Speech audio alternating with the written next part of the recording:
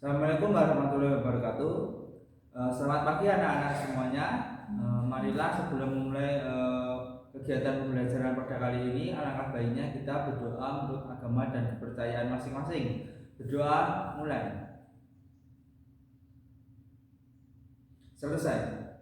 Ya, perkenalkan dulu, nama Bapak Tommy Aji Pamungkas. Saya berasal dari kampus UMS atau Universitas Muhammadiyah Surakarta.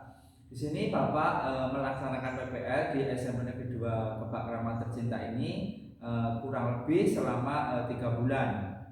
Nah, alamat rumah Bapak itu Pulau Sari. Saya kira kalian semua sudah tahu saya, atau ada beberapa yang sudah tahu dan ada beberapa yang belum tahu. Mungkin beberapa sudah mengenal dengan Bapak.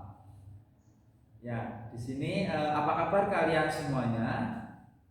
Semoga kalian dalam keadaan sehat dan tetap dalam lindungan Allah Subhanahu wa Ta'ala. Nah, kemarin kalian kan sudah menyelesaikan bab pertama dan sudah melaksanakan ujian atau ulangan harian. Bagaimana soalnya? Mudah kan? Nah, kali ini pada hari Senin tanggal 16 Agustus 2021 kita akan belajar mengenai bab 2, yaitu mengenai pembukaan Undang-Undang Dasar Negara Republik Indonesia tahun 1945. Nah, sebelum memulai pembelajaran kali ini, jangan lupa kalian tetap membuka aplikasi Indoprima pada jadwal pelajaran apapun, baik itu PKN atau mata pelajaran PKN, karena Anda membuka itu sama saja kalian sudah presensi atau dianggap sebagai siswa yang aktif. Sub A itu apa? Yaitu makna alinea pembukaan Undang-Undang Dasar 1945. Ya, kalian kan sudah kelas 9 ya di sini. Nah, pernahkah kalian semua ini mengikuti pemilihan ketua OSIS? Nah, pasti sudah pernah kan, karena kan sudah kelas 9.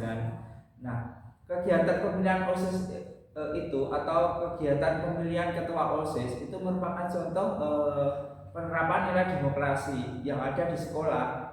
Nah, itu merupakan rangkaian dasar bagian dari perwujudan pokok pikiran yang terkandung dalam pembukaan Undang-Undang Dasar Negara Republik Indonesia tahun 1945. Nah, di sini tujuan pembelajarannya apa? Tujuan pembelajaran materi ini apa? Mampu menjelaskan, menganalisis, mengidentifikasi, dan menerapkan makna alinea dan pokok pikiran pembukaan Undang-Undang Dasar Negara Republik Indonesia tahun 1945 ke dalam kehidupan sehari-hari. Nah, apa sih pembukaan Undang-Undang Dasar Negara Republik Indonesia tahun 1945? Itu merupakan sumber motivasi dan inspirasi, tekad, semangat, serta cita-cita hukum dan moral yang ingin ditegakkan oleh bangsa Indonesia. Nah, di sini pembukaan Undang-Undang Dasar ini terdiri dari 4 alinea, yang masing-masing alinea itu memiliki spesifikasi atau memiliki pengertian tersendiri.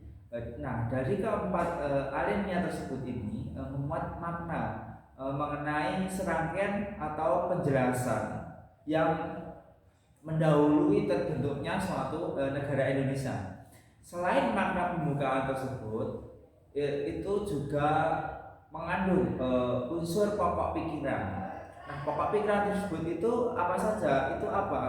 Itu pokok pikiran yang terkandung dalam pembukaan Undang-Undang Dasar Negara Republik Indonesia. Itu menggambarkan suasana kebatinan dari Undang-Undang Dasar 1945 yang dapat mewujudkan suatu cita-cita hukum yang menguasai hukum dasar, baik tertulis maupun tidak tertulis. Nah, selanjutnya kita akan bahas satu persatu mengenai per alinea tadi, atau dari alinea 1, alinea 2, alinea 3, dan alinea keempat. Nah, kita pertama-tama membahas pada alinea pertama. Alinea pertama ini menjelaskan bahwa kemerdekaan adalah hak segala bangsa, bukan hak perorangan ataupun individu.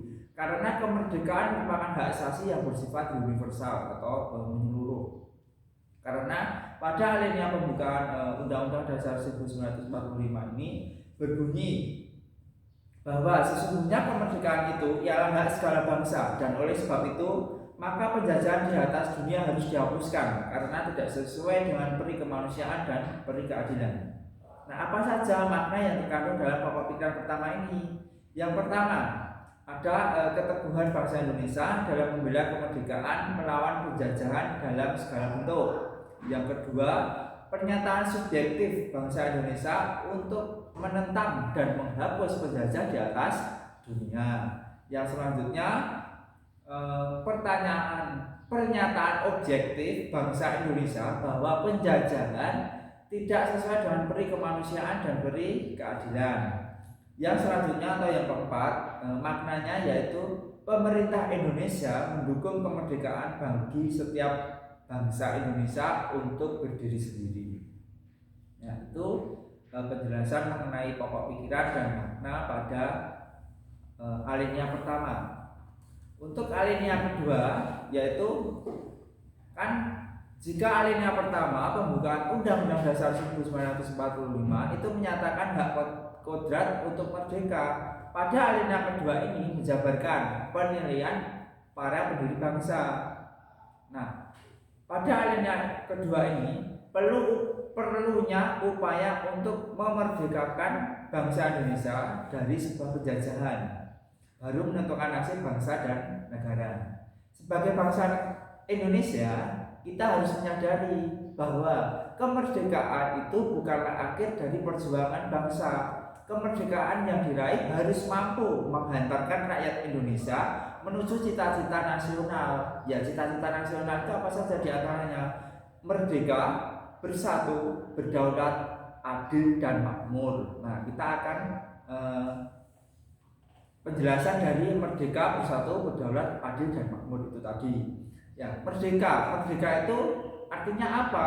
Bahwa negara itu terbebas dari penjajahan dari bangsa lain dan dapat atau berhak menentukan nasibnya sendiri untuk yang negara yang bersatu. Jika negara Indonesia itu dipandang sebagai negara yang bersatu, berarti dalam setiap warga itu muncul kebulatan tekad untuk mewujudkan cita-cita bersama.